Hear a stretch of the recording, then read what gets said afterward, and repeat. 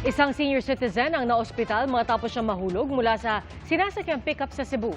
Ang nahulikam na disgrasya sa pagsaksi ni Femari Dumabok ng GMA Regional TV. Pasado alas 9 ng umaga, tinatahak ng puting pick-up truck ang Cebu South Coastal Road. Sakay ang ilang nagtatrabaho sa isang construction site sa Talisay City sa Cebu. Paupo sana sa gilid ang isa sa mga sakay ng truck sa likod nang bigla siyang nahulog. Bahagya pang pumailalim ang 65 anyos na nagtatrabaho bilang mason. Nagtamo ang biktima ng pinsala sa ulo. Ayon sa City of Talisay Traffic Operations and Development Authority, habang paakyat sa tulay ang truck, namatayan ito ng makina, kaya itinulak ito ng mga sakay sa likuran.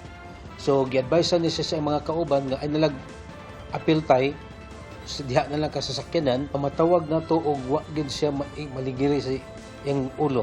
So, swerte gid siya. Ayon sa driver ng truck, hindi niya napansin agad na nahulog ang biktima. Pao kabantay si tatay din ni sakay, kaya kung una sad nga makaabot ko sa ubos bitaw. Pag-abot ko sa ubos, pag-parking na ko, akong gi-parking, nagbungko naman nila gubo. Naipablatter na ang insidente at hinihintay pa ang medical result ng biktima. Para sa GMA Integrated News, Femari Dumabok ng GMA Regional TV, ang inyong saksi.